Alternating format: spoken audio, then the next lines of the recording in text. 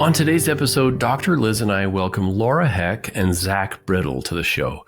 They are the co-hosts of the podcast Marriage Therapy Radio, and together we dive into all kinds of tips related to Dr. John Gottman's research on disagreement and conflict, which leads us into 4 specific goals when it comes to helping couples feel validated and understood.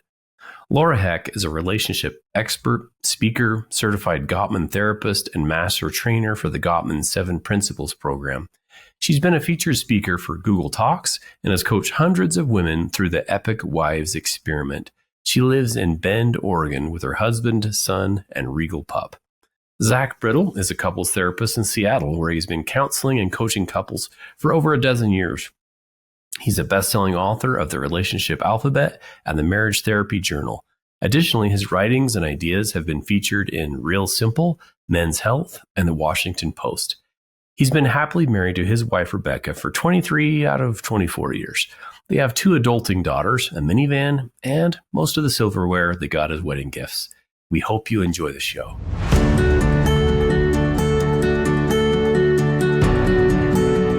Welcome to Stronger Marriage Connection. I'm psychologist Dr. Liz Hale, along with my friend, the professor, Dr. Dave Schramm. And together we have dedicated our life's work to bringing you the best we have in valid marital research, along with a few tips and tools to help you create the marriage of your dreams.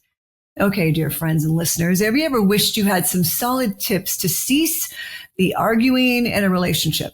Every couple, even every 2 humans experience differences in their values, their beliefs, and perspectives. But the good news is Dr. John Gottman already discovered that our differences themselves are not the problem. It is, however, how we communicate about these differences that lead to misunderstandings and hurt feelings.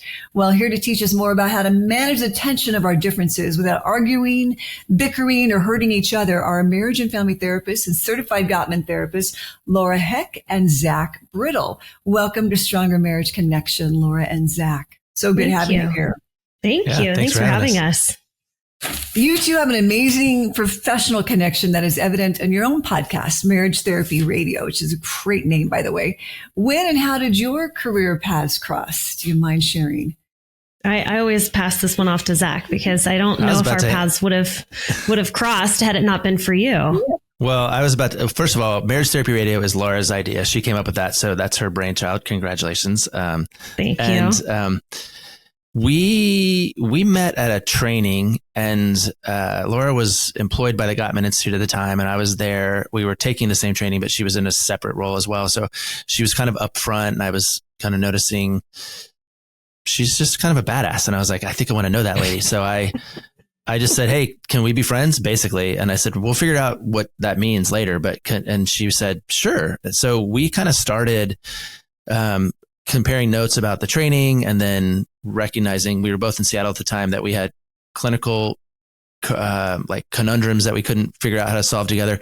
So we just started getting together, and we formed a little group of people who like to sit around and drink beer and talk about their clients. And that group was anyway way worse than it is. I mean, it kind of was what it was, but we had the group was anywhere from like 2 to 5 people at a time, but we were always the 2, and we just kind of always had we just kind of had a little vibe that we created, and it's got a little brother sister vibe to it. We have argued for a long time about which one of us is older. I'm 10 years older than Laura chronologically, but she's way sharper than me in some other places. So, and it's evolved over time. Like, it definitely at the beginning of our relationship, I don't know, 12 years ago, it was definitely like, oh, I'm not sure who the older one is in this relationship, who's more mature. And as time has gone on, I think Zach has aged twice as fast as I have. Meaning he's matured. That's probably the word I should have used. He's matured twice as fast. So he has taken on the big brother role, and I am firmly in the little sister role, and I'm happy to be there. But yeah, we've definitely been good buddies, and the most of our relationship. We broke up for a little while as friends. We had to take a break for a minute, and then we got back together. And that second half was when we started doing more deliberate things, in particular Marriage Therapy Radio, which we started about 7 years ago. So yeah. That's so honest. It's like any relationship, right? It has highs and lows, and I got it. It's nice to find someone that you click with professionally. We don't always have that. And it's a lovely thing. I have such admiration for Dave and Rex, also our producer. And that's probably been the highlight for me of doing a podcast, those connections. Mm-hmm. Mm-hmm. Yeah.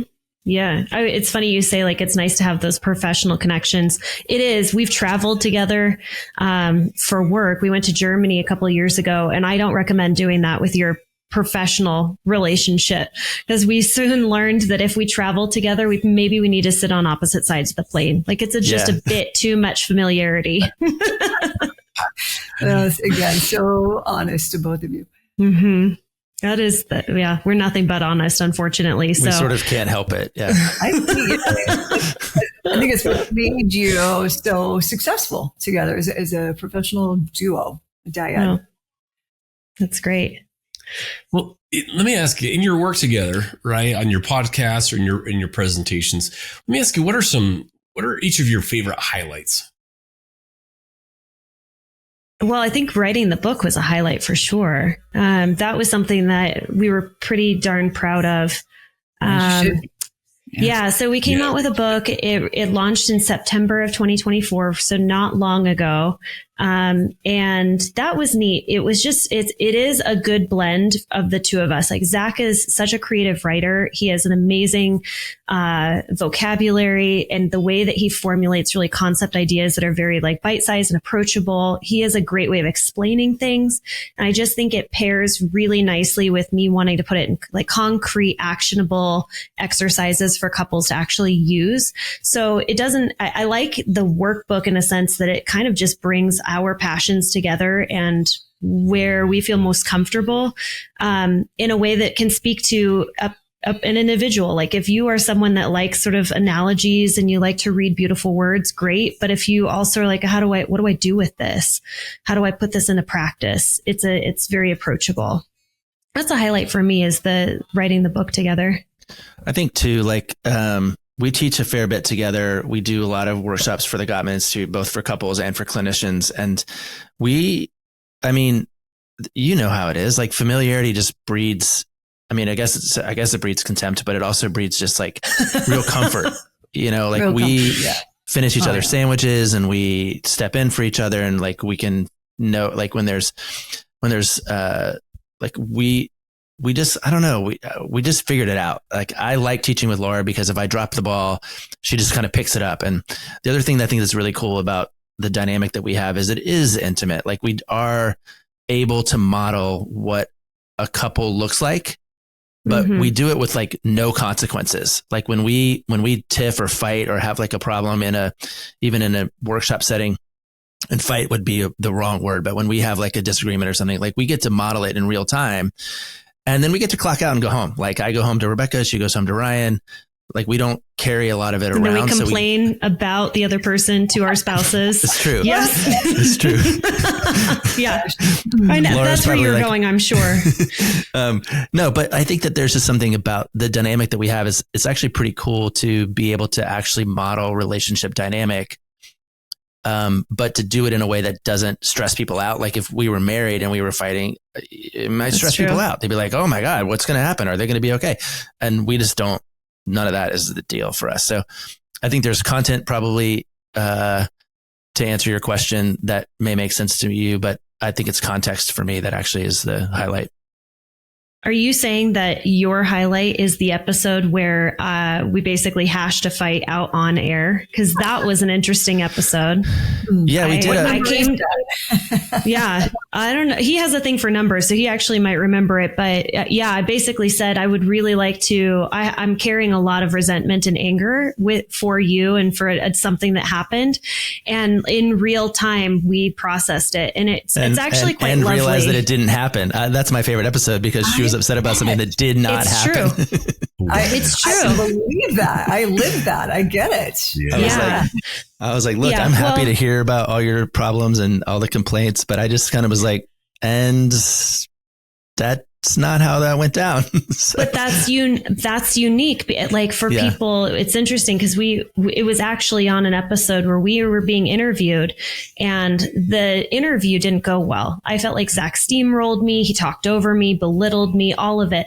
And so in real life, you don't get to hit the rewind button and say, this is actually what happened. And both of you get to observe it. But that's what happened for this is we actually had the opportunity of hitting record and saying, okay, so my perspective was wrong. And I think that's important is there's always two perspectives and it doesn't actually matter who's right or who's wrong, but what your experience was and how you felt about it and what that did in the dynamic of the relationship. So I think it's that's definitely a highlight for me is processing that argument on air. Wow. Yeah. That was so courageous of you both to do. Thank you I can't even imagine. I bet that was a favorite to a lot of your listeners too. I don't really think I had a choice because I was like, what are we talking about today? She's like, actually I have a bone to pick with you. And I was like, oh, okay. It's happening. No, you told me. It's happening. Here we go. I think you told me like a couple of days in advance too. You were like, by the way, I've got a bone to pick with you on the podcast in 2 days. And I was like, I didn't even know what she was talking about. I had no idea. Right. So. But you did once you got on air. Well, let's dive into that a little bit more. That's really the topic of our discussion today is disagreements, right? And you talk about disagreeing without causing harm. You mentioned that there's value in disagreeing.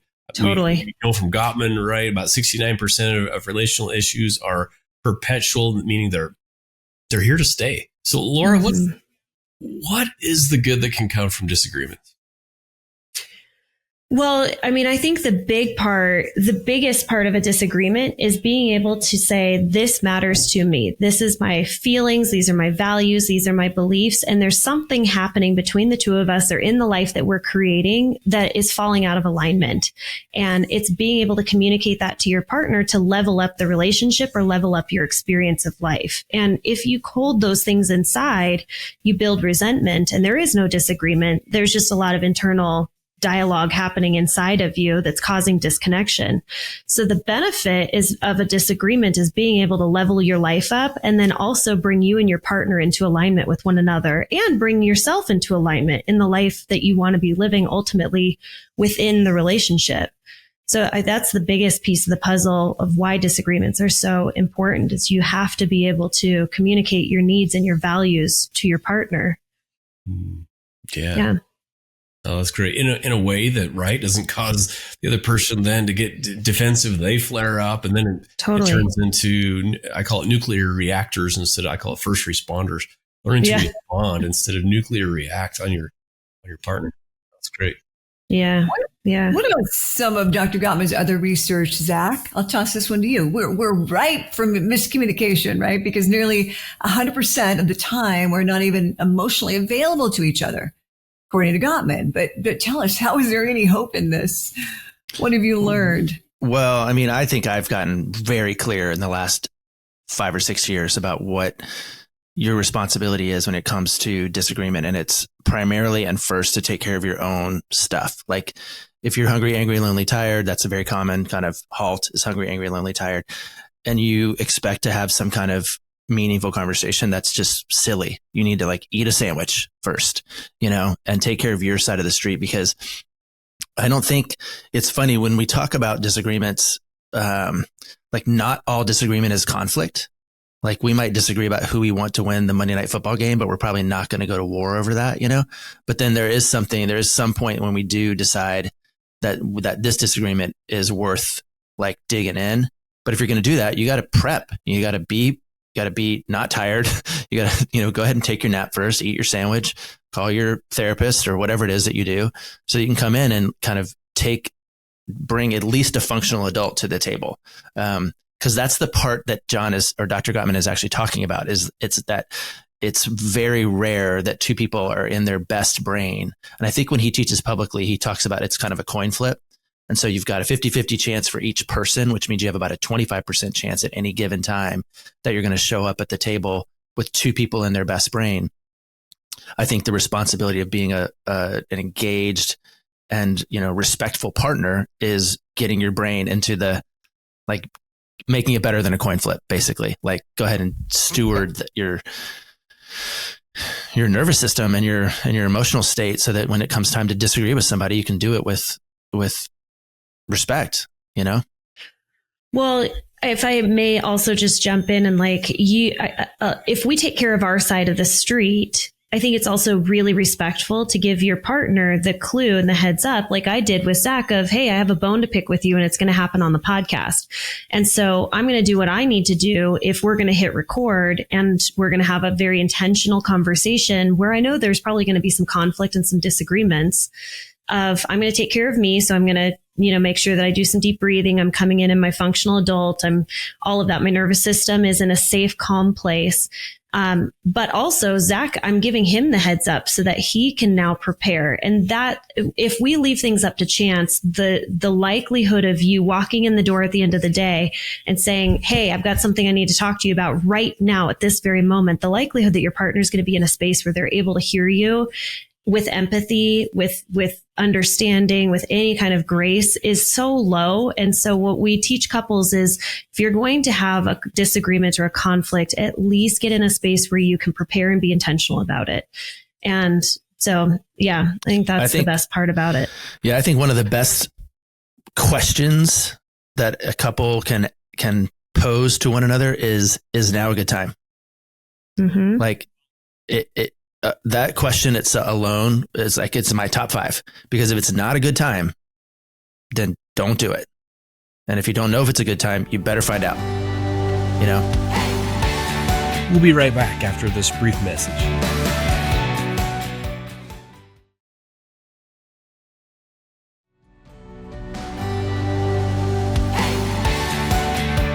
And we're back. Well, let's dive right in. You guys talk about 4 specific goals when it comes to helping couples feel validated, helping them feel understood. Let's dive into each one of these one by one, if we can, starting with goal number 1. Laura, express needs so your partner can hear you. How can we get our partner to hear us more clearly? Yeah. Well, number 1, you start with, is now a good time. That's so true. Yeah. And you don't start, the opposite of this is like, if we want to sort of reverse engineer it, is if you don't want your partner to hear you, if you want them to shut down, if you want them to get activated, to, lose empathy, then come out guns blazing, criticism, maybe throw in a sarcastic tone while you're at it. But instead, if we want to be able to express our needs in a way where our partner can hear us, you want to start by talking about yourself. And that's where you just start using your I statements. And a lot of this is like, well, no doubt. We've all heard these phrases of like, use your I statements, talk about yourself. But there's also something really powerful when you lead with your feeling and you're talking about your feelings. It's a way of opening your partner's ears up to you, because what you're trying to do is you're trying to appeal to their senses. You want for them to hear you. You want for their heart to be open. So if I come to my partner and I share with them that I'm feeling really overwhelmed, and like, honey, I am feeling so overwhelmed right now. I feel like I'm going to have a panic attack. My husband is going to turn toward me. He's going to give me his attention. He's going to be listening to what I'm saying, because I'm talking about me and I'm being soft and I'm being gentle. But I also, and ultimately what's going to make me feel less overwhelmed in that moment might be, I really need for us to tidy the home up. I need to make our space clean and tidy so that I can have a calm, organized brain. If I want to reverse engineer that and shut my partner down and push them away, I might come out really critical and say, you're such a slob. Why don't you ever pick up after yourself? That's ultimately what's kind of driving me. But if I want for my partner to hear me and I want to have a conversation, I'm going to start by leading about my feelings, how I'm feeling. And then I might say, and this is what I need. So Dr. Gottman calls it a gentle startup. 94% of the time, or 96% of the time, the way that conversation starts is the way that conversation is going to end. So I'm going to work really hard as the one who's initiating that conflict discussion and being very gentle, talking about my feelings, leading with an I statement, and then ultimately asking for what I need. Yeah, love it. So that's goal number 1. Goal number 2, Zach, we talked a little bit about it earlier, responsibility, right? This can be tough, especially when we're so, defensive, or we're just reactive, emotional about something our partner said or did. It's just like, that is not fair. Or that's, like you mentioned earlier, that's plain wrong. That's not how it happened. How does taking ownership look like? Even if it's right, just the 2%, just a little bit. Well, I could say a couple of things about that. I love the word responsibility because it breaks down to ability to respond. It's your response ability, right? And I think when you can lean into that, you have choices here and you have an ability, you can practice, you can get better. One of the things you can practice is actually letting your partner talk about themselves. You know, when Laura comes in and says, hey, I'm feeling overwhelmed, and my brain may do something like, well, it's not my fault and I didn't do it and I didn't leave the kitchen. Like, I could do that pretty easy. I'm pretty gifted actually at being defensive about stuff that people say to me. But if I learn how to go, oh, you're overwhelmed. Okay.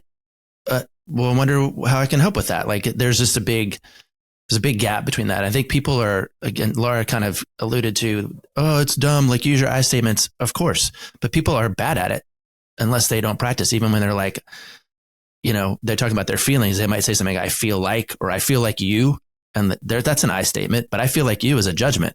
And I think even when somebody says, I feel like you, if you want to maintain kind of the second, you know, position, then you got to go, okay, that's a strong feeling that you have. That doesn't mean that I have to own that feeling or that I'm doing the thing that you're saying, but like, I can at least acknowledge that you are going through some stuff and that my role is to either make it worse or make it better. And Laura, I don't know if I've said this to you out loud. I feel like I say it to my clients all the time right now, but I feel like I've cracked the code to like what it means to be in a healthy relationship. And it's this, it's do more things that your partner likes and fewer things that your partner doesn't like. That's it. Wow, Zach. That's the whole thing. Wow. Yeah, thanks for doing really, yeah. Well, I guess we can all be done now here, folks. He's cracked the code. I mean, it's just sort of obvious to me. And if your partner doesn't like a messy kitchen and it makes them feel overwhelmed, do that less. I mean, why wouldn't you? So agree. You know, you don't have to take it personally. Just put your dishes in the dishwasher. It's like no big deal. Would you agree that with the three of you, Dave, Zach, and Laura, that we do make things harder than they need to be in maybe any of our relationships? Well, it would be so simple. I mean, like, I think part of too what like Zach is joking around about is it is very simple of just do more of what your partner likes and less of what they don't like. But it's how your partner's communicating their likes and their dislikes that we're getting hooked into. That's where the disagreements go from a conversation to, you know, like the reactors. Yeah, that's exactly right. Okay, friends. So we got the 4 goals. The first one is expressing needs so your partner will want to hear you, right? Second, taking responsibility. Third is our physiology. That teaches us a lot about the well-being of our relationship, doesn't it? It's how do our built-in emotional smoke alarms support us in better managing our physiology? You talked about that, Laura, recently in a training you did for John Gottman or the Gottman Institute. Yeah. Yeah. And I mean, what Dr. Gottman found through his research is that the couples that don't or are not able to manage their physiological responses and just allow them to sort of like take over in conversation, those are the relationships that dissolve over time. So if we can get really good at being able to manage our own physiological responses in a stressful conversation, then we can get really good at doing conflict. And so it's really just about being able to recognize where am I, like what's my threshold and when am I popping into fight or flight? When have I started to secrete all of those stress hormones that's telling me that I need to run, I need to freeze, I need to fight. And that's a really good time if I have gotten to that point in a conversation where I need to just hit the pause button and have a polite exit of, hey, I am now like, I'm feeling really flooded right now. I really need to take a break. Can we come back to this in 20 minutes? Ideally, couples are not hitting the pause button because that can really elongate and make those conversations hard if you're always checking out. So what would be better is for couples to be able to make all of these tiny little micro repairs throughout the conversation that keep you from completely flooding and keep you from going into fight or flight. So it's really about being able to manage like your breathing, being able to manage your response to a stressful situation. And part of that too, what Zach was talking about is heading into that conversation and saying, is now a good time? If I'm already coming into the conversation and I'm in just a very activated state, it's going to be very difficult for me to be able to remain calm and cool and hear my partner if I didn't start the conversation off right. Mm-hmm. That's well said. And then Zach, for goal 4, increasing appreciation, that seems to have a double duty effect. I love this one. Our partner appreciates hearing about the good we see in them, who doesn't, and our hearts then become softened, right, to focus on the good. I always feel better when I talk about the positive in my partner or anybody else. How can we nurture that culture of appreciation, do you feel? I mean, I think, again, keep it going. Almost everything is a practice. I think you just practice. I mean, if you need to practice gratitude at the end of the day by having a little gratitude journal, great. If you need to set a timer on your phone to remind you to send a compliment to your partner, great. If you need to, it's just practice. And I think people get all, I don't want to say hot and bothered, but people don't like the thing where they say, why don't you set a timer on your phone? And they go, well, then it doesn't feel authentic. And I go, but you don't do it authentically. So, you set timer on your phone for other stuff. I set a timer on my phone, or not on my phone, but I had a timer today telling me that I got to show up to this podcast appointment because it's important. So if you want to try and do something important, then you can, cue yourself. And the way I think about it too is I think when the thing about conflict is it always goes better when the friendship is robust. When I know that you like me, when I know that you're for me, when I know that you're interested in me and that you've got my back, it's going to go better. So I think of it sometimes as like pump up the appreciation, almost like you would a mattress that a stuntman would fall on. Like if a stuntman's jumping off a building onto this mattress, if it's full, he's going to land safely. And the stuntman is the conflict, right? But if it's not full, if it has no air in it, he's going to break his back. And so, if you want conflict to go well, this step 4 is actually, I think, step like T-1, which is be building up the positive sentiment so that when the difference does come about, you can kind of go, who cares? It doesn't really matter. But if it's not a skill inside your relationship, I think absolutely you have to figure out how to go ahead and look for and call out loud the things about your partner that you appreciate, enjoy, value, respect. And that, again, it's just a practice. Mm-hmm. If I can add to it that sometimes there's, kind of 2 parts to this is it feels really good to hear your partner say those things out loud. I adore you. I appreciate you. I admire you. I respect you. I can see the things that you've done in the home. Thank you. But it's also really important to be able to just nurture that internally for your partner, that if you start to feel like you're building resentment, you're having a hard time putting your rose-colored glasses on, you think of your partner, you're finding all the flaws in your partner. That's a really good indicator that there's a lot internally that needs to happen that you are nurturing for yourself, that you're choosing those rose-colored glasses to find the things that you can adore and admire. And it doesn't have to be said out loud. Sure feels good to hear it from your partner, but I would say it's probably more important to practice that internal gratitude. I'm sorry, for self and partner, maybe both ways? Absolutely. You bet. Yeah. The way you think about your partner is also what you're going to see in the relationship. So if you are carrying a torch of resentment, it's going to be very difficult for you to see the positives in the relationship. And it starts for you changing what you're looking for and how you're feeling about your partner. This is actually a really good example of where Laura and I, we understand the research a little bit differently and we teach it a little bit differently. And so I always remember oh yeah, totally. I need to remember that part too. Cause I am the out loud guy. I'm like, have the practice of out loud, finding out what your partner likes. If she likes being complimented on her appearance, you say, hey, you look pretty today. If she likes hugs, you hug her. If she, but Laura comes back to again and reminds me again, it's also about cultivating this internal mindset about what you're looking for.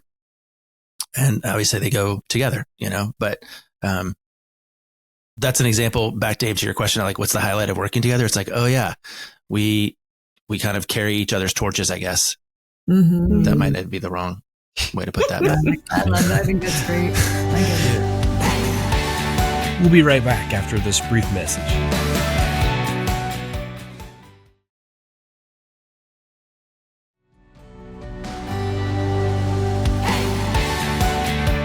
And we're back. Well, let's dive right in.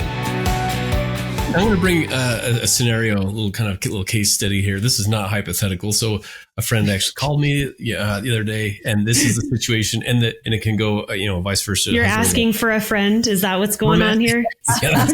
Sure, Dave. Sure. Yes.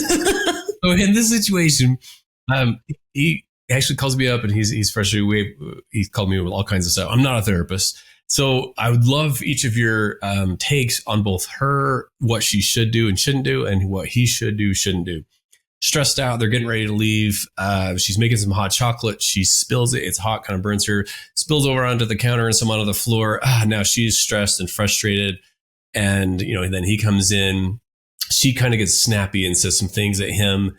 And he get defensive. Hey, it's okay. Or what can I do? And what do you want? What do you need anyway? And just kind of after him. And he almost calls it wife one and wife two. Wife one will all of a sudden gets emotional. I know those people. And it's like, oh man, I know. And he knew this. Like an hour later, she texted him and apologized and checked in. But I feel like this happens for a lot of couples. Again, I'm picking on the wife just because that's what happened in this scenario.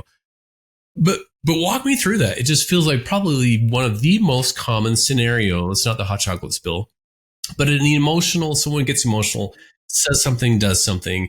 The other person is sometimes like, what's your problem? Are there things that each of them in that scenario should do better, shouldn't say? Walk us through some of that. And it can be anything emotional, but this seems so very common. I can jump in. Do it. Let's hear it. And I'm only jumping in because I know that we probably have the same response, and I just want to get credit for saying it right first before Zach says it.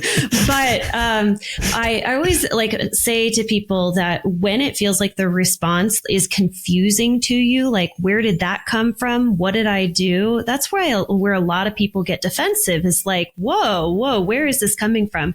So if somebody's getting snappy or there's a reaction or response that doesn't quite make sense to you, like it's off the charts, right? For what just occurred. I walked into the kitchen and I asked you how you were doing, and you snap back and be like, well, how do you think I'm doing? If you get confused, pause and just think, this isn't about me. And it's hard to do because we are such self-centered individuals that we think everything's about us. And so we're so ready to charge into a defensive stance. But if you can pause long enough and go, oh, this isn't about me, or this doesn't make sense, something else must be going on. Then you can get curious and you can be like, oh man, what's going on? You seem really stressed out. What can I do? That is going to give you a little bit more of a response time rather than just jumping straight to defense, which is so easy to do, obviously. But I would say, like, if you can bridge the gap between a response and defensiveness and fill it with curiosity, I think you're on the right path. Zach, did I say it all? Do you have anything to add to that? Yeah. No, you got it. Yeah, correct. Slow it down. It down. Your first response is probably your fight or flight response is probably your learned muscle memory response that you mastered when you were 12 years old. And it's probably not helping you be a 40-year-old, So slow it down, honor it, evaluate that you have whoa, that didn't feel too good. And then you have a responsibility, you have an ability to respond. And you can either do that as a 12-year-old or you can do that as a 40-year-old. It generally goes better if you're acting like a 40-year-old. Yeah. Love it. Yeah. Other case scenarios or other examples that you have found, or other common, our listeners, they love practical tips or examples or case studies of being able to apply these goals or other principles in ways that you feel would be helpful. I mean, the first thing when it comes to like practicality is, like Zach said, everything is a practice. Everything feels inauthentic. It's awkward. It's clunky, and you're not going to find the time. It's not just going to pop into your day.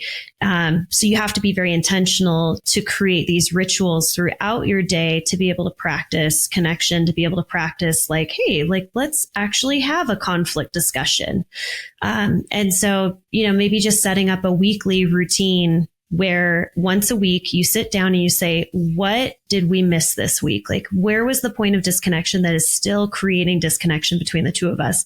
What do we need to clear the air on? Is there a discussion that we need to have or a decision that we might need to make? But just being really intentional about those types of conversations so you can do the things that we just practiced. Is now a good time? Well, we know it's a good time because we decided on Sunday at 2:00, we're going to sit down and we're going to clear the air on the thing that we've been stumbling on the last week. And we kind of been, sniping at each other and bickering all week long. So I just like to say, like, create actual rituals, schedule it in your calendar. I'm kicking around this idea of writing a book that is essentially run your marriage like a business. And if you're going to run a business, you're going to set a meeting time to meet with your business partner to discuss outstanding business. Same thing like with your relationship. All the time. Mm-hmm. We totally do. Really we're very bad at running a business together. It's true. We get it done via text message, and it might be 3 days between responses, but we get it done. Yeah. What do you have, Zach? What would be like your I don't know. idea? My favorite thing right now is like, what if you're wrong? I mean, part of what happens to us is that we dig in because we're sure that we're right. And I know exactly why you said that. I know exactly what it meant. I remember exactly what happened, which is not true. Never is. And I'm like, well, what if you're wrong? Like, we'll try that out for a little bit. And I've recently discovered that when somebody cuts me off in traffic, my body anyway is 100% sure it's another man about the same age as me who's trying to beat me in a race. Like that is a thing that my body, and then I go, what if I'm wrong? I'll drive safer. I won't make that person feel afraid. I will maybe enjoy the song I have on the radio. I might get some fresh air if I roll the window. Like, what if I'm wrong about this antagonist that I've made up? And we usually are doing that with our partners. We've turned them into some made up antagonist that is usually not true, not real, Mm-hmm. Your partner most often is not trying to defeat you and make you feel small and terrible. So when you engage that impulse, you might go, well, what if I'm wrong? Maybe they're just overwhelmed. Like, I'll try that out. Hey, babe, what do you need? Seems like you might need something from me. Like, what do you have to lose? Yeah. Mm-hmm. Yeah, that's a pretty great tip. Well, it's in our podcast, we ask each of our guests a couple of questions in honor of the name of our podcast, Stronger Marriage Connection. We love to get people's takes on what they feel like is the key to a stronger marriage connection. Laura, we'll have you go first. What is the key?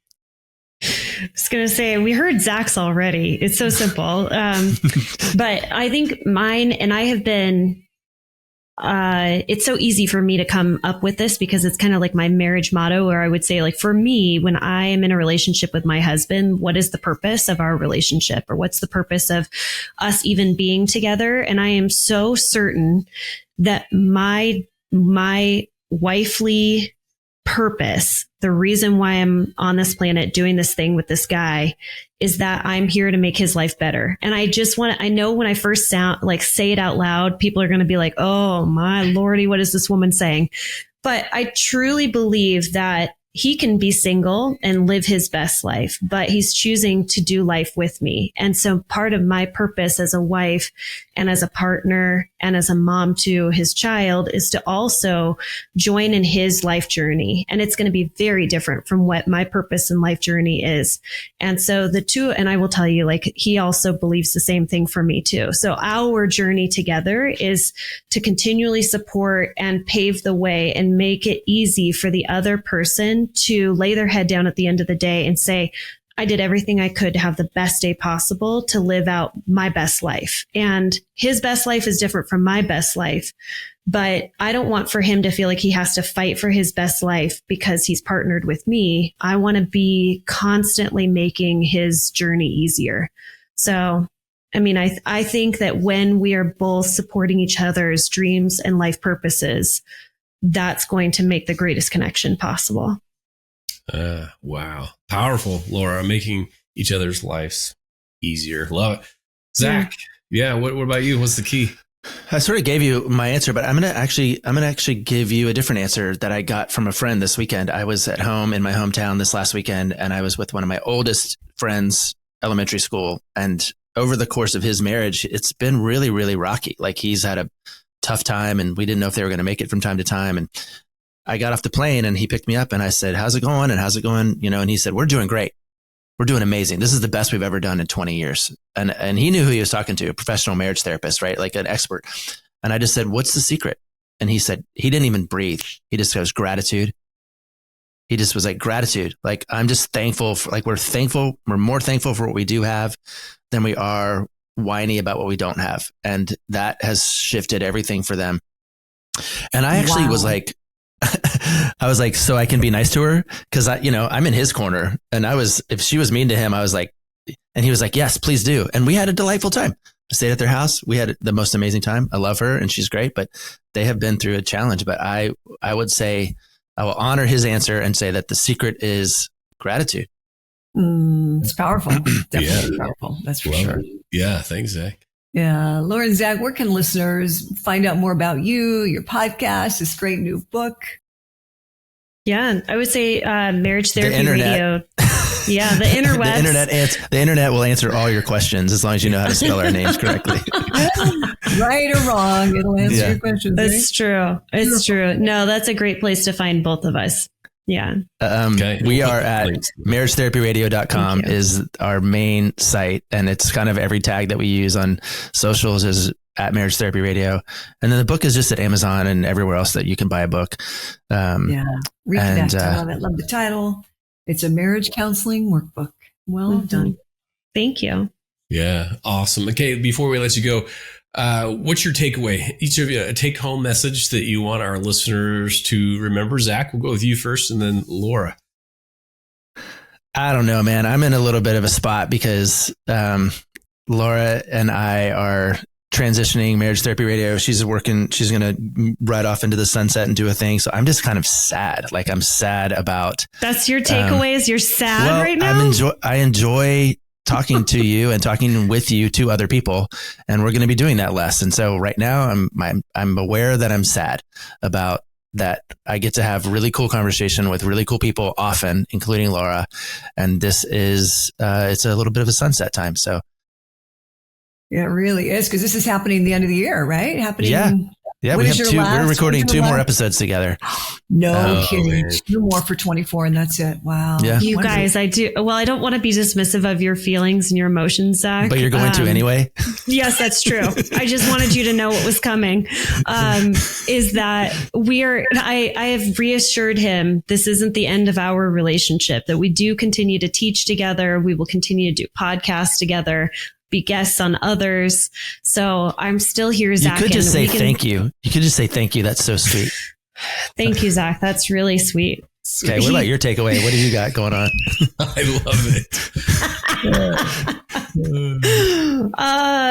I think my takeaway, I don't know. I was just thinking for like a lot of my clients of just this idea of gratitude, of it being a practice, is just trying to figure out how you can actually remind yourself. So, I was working with a bunch of engineers at Google and I said, why wouldn't you just like set an alarm on your phone? And within probably 30 seconds, I had lost all of their attention and they just like were staring at their phones. They were. And so their practice was like, I think I said it, like at 1:23 PM in the afternoon, I want an alarm to go off. And it's just going to be some sort of either gratitude practice, text your partner, how much you appreciate them, whatever it might be. And I just think that that's such a great, easy way for you to do, Zach, like what you were talking about is just having gratitude and, starting an individual practice, but it has to be a reminder of a way to do it. It's not just going to happen because you listen to a podcast and you're like, oh, that's a great idea. You're not going to remember to do that 3 weeks from now. Mm-hmm. Yeah. And like you said, Zach, I think maybe you mentioned something about practice. The more we do it, the easier it becomes. It's like second nature. Right. And that's why you're so good at getting defensive, because you've been practicing for 40 years, You're going to do something else. You got to practice. It depends on what we practice. You're so right. Yeah. Liz, what about you? What's your takeaway? I love this about why do we argue so much? That's the title, right, of Laura's presentation and our discussion today. I love this reminder of, and I add a little bit to it, but is this a good time for us to talk about and then blank, right? I kind of use the topic because sometimes my husband might have enough bandwidth for that small topic and sometimes not, right? So I think it depends a little bit on what the issue is. Is this a good time for me to talk about changing up the bed, getting a new bed, for instance. That's on my mind. And then he can decide like, oh gosh, Liz, no, but I think after I eat or after maybe tonight, let's go to dinner and then let's talk about a bed or let's start looking for one. So I love that reminder. I think that's great. Dave, what struck you the most about our time together with Laura and Zach? Yeah, thanks so much, Laura and Zach. I think taking responsibility, I think it's just huge. It's me. It's not me in a selfish sense, but it's me first. I call it search inward, then turn outward. And it's more of okay, I need to get my own heart right? Whether that's compassion, that's patience, being able to see, seeking for understanding, maybe not even agreement. So it's all kind of starts with, okay, maybe I'm getting huffy right now and I need to take a break, but it is that personal responsibility. Yeah, I think that's super important. I appreciate you, both of you, talking about that and pointing that one out. It's been so fun. Yeah, I'm so glad we got you before the end of marriage therapy. Yeah, the end of an era, but not a relationship. Yeah. How fun for us. Thank you. Yeah, Laura, Zach, thanks so much for taking time to join us today on the Stronger Marriage Connection podcast. Yeah, you're welcome. Thank you. And remember, friends, it's the small things that create a stronger marriage connection. We'll see you next time. Bye. Thanks for joining us today. Hey, do us a favor and take a second to subscribe to our podcast and the Utah Marriage Commission YouTube channel at Utah Marriage Commission, where you can watch this and every episode of the show. Be sure to smash the like button, leave a comment, and share this episode with a friend. You can also follow and interact with us on Instagram at Stronger Marriage Life and Facebook at Stronger Marriage. So be sure to share with us which topics you loved or which guests we should have on the show next. If you want even more resources to improve your marriage or relationship connection, visit strongermarriage.org, where you'll find free workshops, e-courses, in-depth webinars, relationship surveys, and more. Each episode of Stronger Marriage Connection is hosted and sponsored by the Utah Marriage Commission at Utah State University. And finally, a big thanks to our producer, Rex Polanis, and the team at Utah State University, and you, our audience. You make this show possible. The opinions, findings, conclusions, and recommendations expressed in this podcast do not necessarily reflect the views of the Utah Marriage Commission.